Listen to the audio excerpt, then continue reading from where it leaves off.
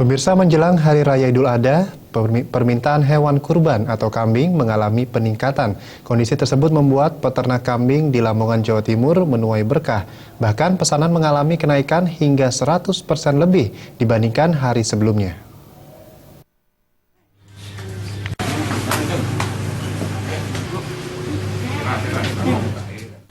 Momen tahunan Hari Raya Idul Adha atau Hari Raya Kurban membawa berkah tersendiri bagi peternak kambing di Lamongan. Asik salah satunya, kambing-kambing gibas dan etawa milik warga Desa Made, Kecamatan Kota Lamongan ini siap untuk memenuhi pesanan yang sejak beberapa hari ini terus berdatangan. Bahkan untuk memenuhi banyaknya pesanan, Asik juga berburu kambing dari perkampungan untuk dijual kembali.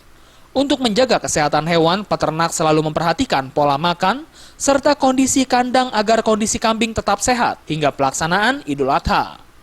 Menurut Asik, menjelang Hari Raya Idul Adha memberikan berkah tersendiri karena ia kebanjiran pesanan. Bahkan kenaikan pesanannya mencapai lebih dari 100%. Berapa, Pak? Ya, kisaran 2.000 sampai 4.000. 2 juta sampai 4 juta, 2 juta sampai 4 juta. Nah, kambing-kambing sendiri dari mana nih, Pak? Dari kampung-kampung, dari pasar. Dari Lama sendiri, Pak? Iya, Ini punya stok kambing berapa, Pak, untuk lebaran kurbannya? sekitar 200 200 ekor. ekor. Sudah laku berapa, Pak? Banyak. Sudah banyak, Pak? Iya.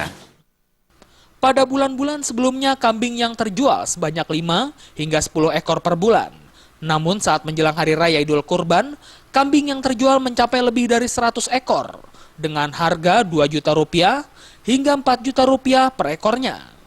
Harga ini jauh lebih mahal ketimbang harga kambing di tahun sebelumnya, yang hanya berkisar antara Rp1,5 juta hingga Rp3,5 juta per ekornya.